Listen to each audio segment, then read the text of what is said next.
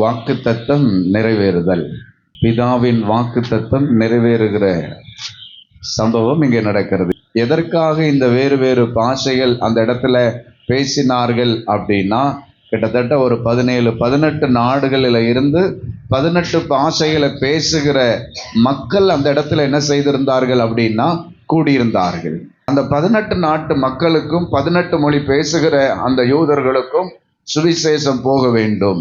இந்த அப்போஸ்தலர்கள் அன்னைக்கு பேசின பாஷை என்ன அப்படின்னா எபிரேய பாஷை.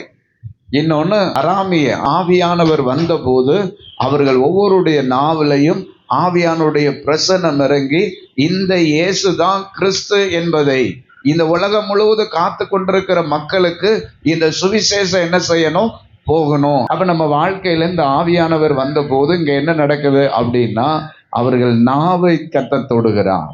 எப்பொழுது நம்ம வாழ்க்கையில ஒரு உணர்வு வரும் அப்படின்னா தேவனுடைய வார்த்தையை கேட்கும் போது, வாசிக்கும் போது, அதை தியானிக்கும் போது நம்முடைய இருதயம் நமக்குள்ளால உணர்வுகளை என்ன செய்யும் அப்படின்னா உண்டாக்கும்.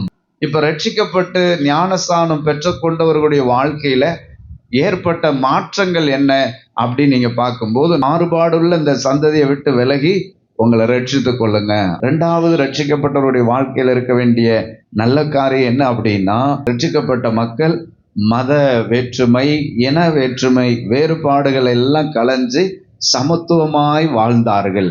மூணாவது, கர்த்தருக்கென்று தாராளமாய் கொடுக்கக்கூடிய அந்த மனது அவர்களுக்கு வந்தது. நாலாவது, கடைசியா மக்களுடைய தயவை பெற்றிருப்பார்கள்.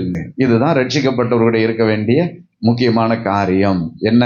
வேறு பிரிக்கப்பட்ட வாழ்க்கை, வேறுபாடு இல்லாத ஒரு வாழ்க்கை, கர்த்தருக்கென்று தாராளமாய் கொடுக்கக்கூடிய ஒரு மனப்பான்மை, மக்களுடைய தயவை பெறுவது, அன்பை பெறுவது.